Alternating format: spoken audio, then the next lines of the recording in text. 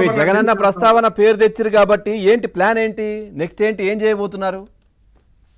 Next ఏంటంటే నిన్న 11వ తేదీ 11వ తేదీ 10 గంటలకు అసెంబ్లీకి పోయినాడు. ఇంకా ఇంటికాడి నుంచి పోయింది ఆ వ్యవహార తరహారు అంతా కార్లు మరి అన్నకు హడావుడిగా డూమ్ డామ్ అని ఆ ప్లకార్డులు 2 పట్టుకొని 2 సేపు హంగామా చేసి లోపలికి పోయి కరెక్ట్ గా 11 నిమిషాలు ఉన్నాడు, బయటకు వచ్చినాడు పవన్ గారు. ఇదేంటి ముహూర్తం చూసుకొని ఈ విధంగా చేస్తాడా? కాదు, కావాలనే ఈ విధంగా చేస్తాడా లేదంటే అనుకోకుండా ఆ విధంగా జరుగుతుందా? దేవుని స్క్రిప్టా? దేవుడు స్క్రిప్ట్ సార్.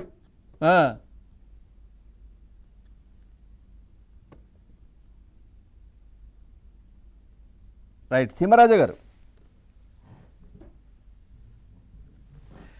రైట్గా ఏదైతే అంబటి గురించి మనం మాట్లాడుకుంటున్నామో ఈ సంక్రాంతి రోజు కలిసి కూర్చొని అది ఇది అని చెప్పి మీటింగ్లు పెట్టుకొని మనం ప్రణాళిక చేయాలంటారే, ఇదేదో ఈ యొక్క ఇప్పుడు కూటమి ప్రభుత్వం బాగా లేదు, బాగా చేయడం లేదు, మేము అందించినటువంటి పాలన బాగున్నదని చెప్తున్నారు కదా. మనం అందించినటువంటి పాలన ఏ విధంగా మనం అందిగలిగినాం, ఏ విధంగా మనం లాండ్ ఆర్డర్ని కంట్రోల్ చేసినాం, ఏ విధంగా వ్యవస్థల్ని మనం కంట్రోల్ చేసినాం, ఏ విధంగా రాష్ట్రాన్ని అభివృద్ధి చేసినాం, ఏ విధంగా రాజధాని పనులు చేసినాం, ఏ విధంగా మనం పోలవరాన్ని పరుగులు పెట్టించినాం అని చెప్పి మనం అసెంబ్లీలో కూర్చొని మాట్లాడవచ్చు కదా. కూటమి ప్రభుత్వం బాగా చేయలేదు, బాగా లేదు, మరి ప్రజల్లో ఉన్న అనుకున్నంత స్పందన లేదు, ప్రజలు ఇదిగా ఉన్నారు, ప్రజలు భయభ్రాంతులు, ఈ యొక్క ప్రజలు ఇబ్బంది పడుతున్నారు పాలనలో అని అనుకుంటే కూటమి పాలనలో నువ్వు అసెంబ్లీలోకి వచ్చి ఉండేటువంటి 11 మందినైనా సరే కూర్చొని పెట్టుకొని ప్రజల పక్షాన మాట్లాడు, ప్రజల కష్టాల గురించి నువ్వు అసెంబ్లీలో చెప్పు. ముఖ్యమంత్రి గారు ఉన్నారు, డిప్యూటీ సీఎం ఉన్నాడు, హోమ్ మినిస్టర్ ఉన్నారు,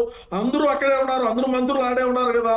మరి ప్రజల యొక్క కష్టాలు ఏవైతే ఉన్నాయో మరి నీ దాకా వచ్చినటువంటి కష్టాలు మనం అధికారంలో ఉన్నప్పుడు ఏ ఒక్క కష్టాన్ని పట్టించుకోవాలా, ఏ రోజు ప్రజల మధ్యలోకి రాలా, ఏ రోజు పాలన ఎట్లుంటుందో కనుక్కోవాలా, ఏ రోజు ప్రభుత్వ ఉద్యోగులు ఏ విధంగా ఉన్నారో మనం అడిగి కనుక్కోవాలా, ఏ రోజు మహిళలు ఏ విధంగా ఇబ్బంది పడుతున్నారో కనుక్కోవాలా, రైతాంగం ఎట్లున్నదో కనుక్కోవాలా, రోజువారీ కూలీలు ఎట్లున్నారో కనుక్కోవాలా. ఏ ఒక్కటి కనుక్కోకపోగా ఎక్కడైనా సరే మనం ప్రజల్లోకి పోతున్నాము, మనం బయటకు వస్తున్నాము అంటే వందలాది మంది పోలీసుల వలయంలో పరదా పట్లు బారికేళ్లు పెట్టుకొని మనం బతికి మనం తిరిగి ఈ రోజు మాట్లాడుతా ఉన్నాడు మా జగనన్న ప్రజల గురించి, ప్రజల కష్టాల గురించి, ప్రజలు ఏ విధంగా కాదు. ఇప్పుడు ఈ విషయాల గురించి మాట్లాడుతున్నారు కదా ఆయన, ఏది లడ్డూకు సంబంధించి కావచ్చు, లేదంటే రాష్ట్రంలో ఈ మెడికల్ కాలేజీలు కావచ్చు, ఇవన్నీ కూడా ఏదో హడావిడి చేస్తున్నారు కదా బయట ఉండి. మరి అవేదో అసెంబ్లీకి పోయి మాట్లాడొచ్చు కదా ఆయన దగ్గర ఆధారాలు ఉంటే. అదే సార్, అసెంబ్లీ లేకపోతే మీరు చెప్పేది బాగుండదు. అసెంబ్లీ లేకపోతే ఆయన పాత్రుడు ఒక దిక్కు, రఘురామకృష్ణరాజు గారు ఒక దిక్కు, లోకేష్ గారు ఒక దిక్కు, పవన్ కళ్యాణ్ గారు ఒక దిక్కు, చంద్రబాబు నాయుడు గారు ఒక దిక్కు, వాళ్ళ మినిస్టర్లు అందరూ వాళ్ళు అడిగేటువంటి సమాధానం వాళ్ళు అడిగితే వాళ్ళు ఖచ్చితంగా అడుగుతారు. మీ పాలనలో ఈ విధంగా చేసినారు, మీరు ఇటువంటి తప్పుడు పనులు చేసినారు, ఈ విధంగా తప్పుడు నిర్ణయాలు తీసుకున్నారు, ప్రజాధనాన్ని మీరు దుర్వినియోగం చేసినారు, ఈ విధంగా రాష్ట్రాన్ని ఈ విధంగా మీరు దివాలా తీసినారంటే మా దగ్గర సమాధానం ఏముండదు, మేము ఏం చెప్పాలా? వాళ్ళు అడిగేటువంటి ప్రశ్నలకు మా దగ్గర ఎటువంటి సమాధానాలు లేవు. సమాధానాలు చెప్పేటువంటి దమ్ము ధైర్యంగా ఉంటే మా ఓడు తొడలు కొట్టి కూర్చోండి పోయి. 11 మంది కాదు, ఇద్దరున్నా ఆ ఇద్దరిని తోడుకొని రారా, మన దగ్గర పేపర్లు ఉన్నాయి, మనం చదువుదాం, ఎట్టో ఒకట ఏదో ఒకటి మనం లెంతీ క్వశ్చన్ అనుకుంటా ఏదో మనకు వచ్చిన కాడికి చదువుదాంలే, మనం అసెంబ్లీకి పదాంలే, రాండి అని చెప్పుంటాడు.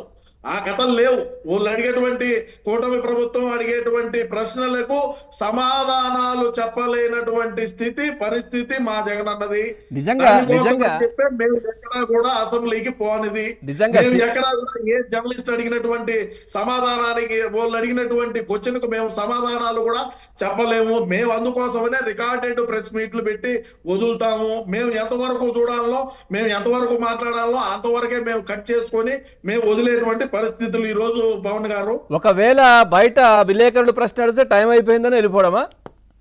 టైం అయిపోయిందని పోతామో, లేకుంటే గొంతు నొప్పని పోతామో, మా బాధలు మాకుంటాయి, మీకు చెప్తారేమో. సరే, ఓకే. మరి ఇప్పుడు ఇదే సింహము సింగిల్ గా వస్తుంది, అన్న మామూలుగా కాదు, తురుము తోపు ఇవన్నీ కూడా మాట్లాడతారు కదా. మరి గతంలో చంద్రబాబు నాయుడు గారు అందరినీ 23 మంది ఎమ్మెల్యేలు ఉన్నా కానీ అందరినీ బయటకు పంపించినా ఒక్కడే, అప్పుడు 70 సంవత్సరాల వయసులో ఒక్కరే అసెంబ్లీలో నిల్చొని ఇంతమందికి సమాధానం చెప్పాడు కదా.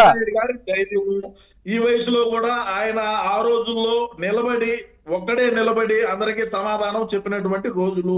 మాకు 11 మంది ఉన్నా, 151 మంది ఉన్నా, 175 మంది ఉన్నా, మేము సమాధానం చెప్పేటువంటి అంత ధైర్యం, అంత సాహసం మేము చేయము. ఎందుకులే అవన్నీ చెప్పకూడదు మీ మెయిన్ స్ట్రీమ్ మీడియాలు కాబట్టి, లేకంటే ఏదన్నా ఇతర ఛానల్ అయితే చెప్పుంటాం. ఏం చెప్తారు? ఏం చెప్తామంటే ఏదో సార్ మా బాధలు మాకుంటాయి. ఏంటి నెక్స్ట్ ప్లాన్ ఏంటి మీ అన్నది?